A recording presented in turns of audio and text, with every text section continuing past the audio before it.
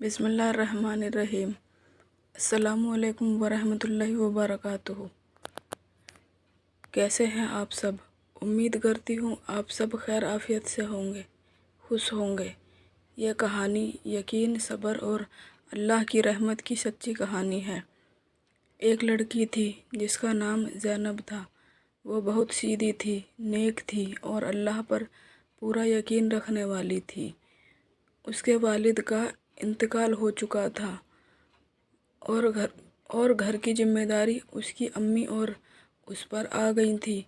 गरीबी इतनी थी कि कभी कभी खाने के लिए भी कुछ नहीं होता था। लेकिन ज़ैनब कभी शिकायत नहीं करती थी। वो हमेशा कहती, मेरी मदद अल्लाह करेगा।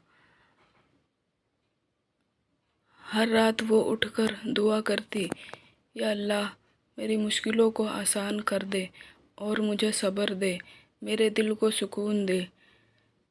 दिन गुजरते गए लेकिन हालात वैसे के वैसे रहे।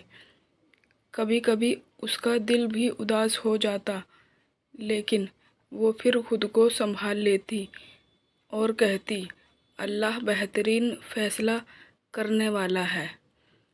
जब इम्तिहान का वक्त था तो हालात और भी ख़राब हो गए। एक दिन ऐसा हुआ, घर में खाने को कुछ भी नहीं था। अम्मी बीमार थी। ज़ैनब ने आसमान की तरफ देखा और आंखों में आंसू लेकर कहा, या अल्लाह, अब तो बस तू ही है। उसने अपना दुपट्टा लिया और काम की तलाश में निकल पड़ी।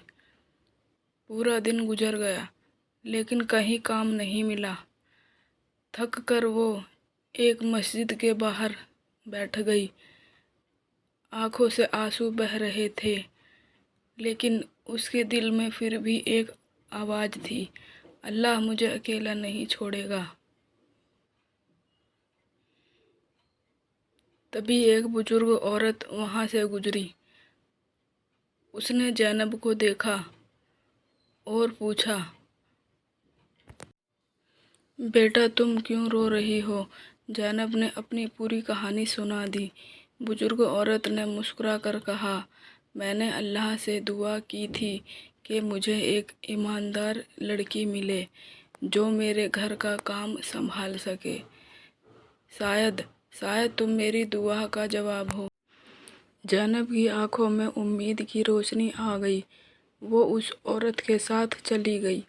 वहाँ उसे काम मिला, इज्जत मिली और धीरे धीरे उसकी ज़िंदगी बदलने लगी। ऐसे ही चलता रहा। कुछ महीनों बाद ज़ैनब की अम्मी भी ठीक हो गई। घर में सुकून और बरकत आ गई। एक दिन ज़ैनब ने चुपके से दुआ की, या अल्लाह, शुक्रिया, तूने मेरी हर दुआ को बेहतरीन तरीके से कबूल किया।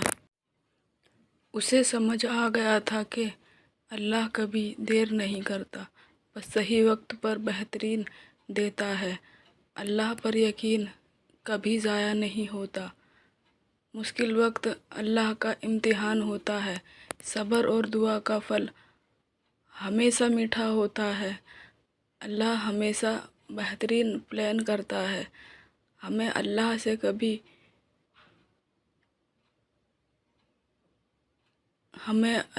कभी नाउम्मीद नहीं होना चाहिए।